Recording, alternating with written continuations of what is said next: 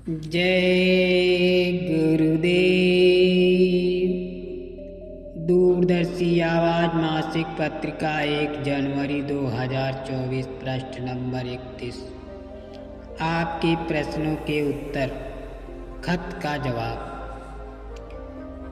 श्री धर्मवीर जी, आपने पूछा कि जो लोग भजन ध्यान सुमिरन नहीं करते, नामदानी हैं, उनके संग रहने पर क्या कोई परमार्थी नुकसान है? इस बारे में ये बताना है कि नामदानी किसको कहते हैं। इसके बारे में स्पष्ट होना चाहिए। गुरु महाराज के वचन है कि कोई भी व्यक्ति नामदान लेने से या मथुरा खितौरा आते जाते रहने से नामदानी नहीं हो जाता। नामदानी है जो वो नामदानी का काम करे। नामदानी वह है जो नामदानी का काम करे। नामदानी का क्या काम है?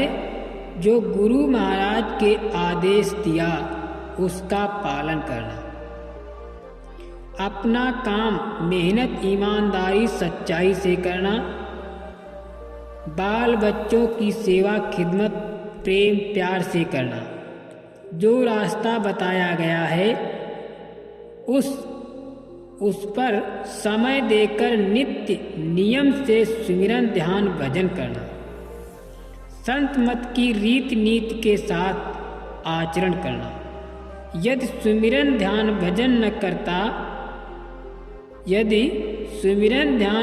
न करता हो तो उसे कैसे नामदानी कहेंगे?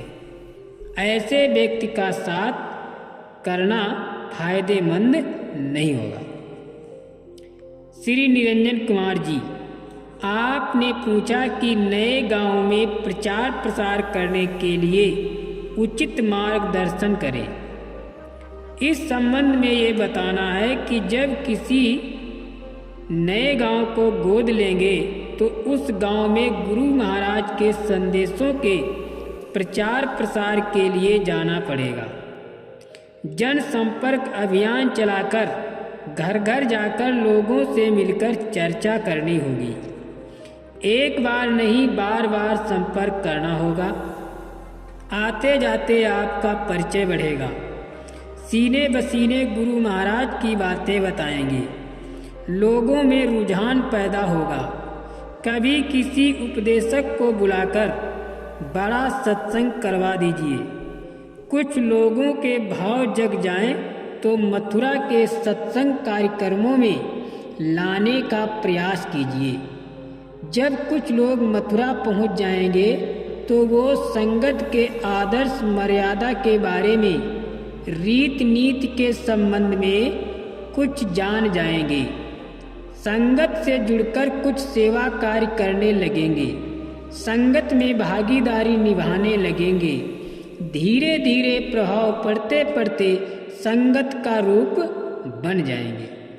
वो भी हम लोगों की भांति सेवा करने लगेंगे। श्री दीपक कुमार, आपने पूछा कि शाकाहारी जैकेट हर समय पहन सकते हैं या प्रचार में जाते समय ही पहनना है। इस संबंध में ये कहना है कि शाकाहारी जैकेट एक प्रकार से रक्षा कवच है। घर में भी शाकाहारी जैकेट बराबर पहन सकते हैं। जब प्रचार प्रसार में जाना हो तो नए व साफ सुथरे जैकेट पहनकर जाइए। घर में पुरानी जैकेट भी पहनकर काम चला सकते हैं, परंतु समझदारी यही है कि जब शाकाहारी जैकेट को एक अमोद अस्त्र के रूप में धारण किया जाता है तो जिस समय शरीर के साथ जैकेट नहीं होगी, कोई संकट आ जाए तो रक्षा कौन करेगा? इसीलिए उचित है कि शाकाहारी जैकेट गुरु कृपा का हथियार है, समझकर बराबर पहना जाए। इसमें कोई शिथिलता ना हो।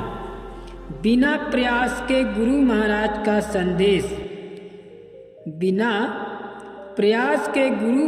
का संदेश मुक्त मुक्त रूप से फैलता रहेगा। हमें भी अपना संकल्प सेवा कर्तव्य सदा याद आता रहेगा। श्री जयशंकर जी, आपने पूछा कि भारत देश की भाषा हिंदी है, विभिन्न देशों की क्षेत्रीय भाषाएं हैं। जब पूज्य महाराज जी उन प्रांतों में जाते हैं तो लोग कैसे समझ जाते हैं, इस संबंध में ये कहना है कि महापुरुषों की भाषा रूहानी यानी आध्यात्मिक होती है। उनका प्रभाव जीवात्मा पर पड़ता है। जीवात्मा उस आध्यात्मिक भाषा का बोध प्राप्त करती है। वर्णात्मक रूप से भले वो बात हम यानी वर्णात्मक रूप से भले वो बात कम पल्ले पड़े, लेकिन भाववाचक भाषा को बोधगम्य रूप से ग्रहण कर लेते हैं। पूज्य महाराज जी हिंदी में बोलते हैं, परंतु भाषा भाषी समझते हैं और ग्रहण करते हैं। जय गुरुदेव।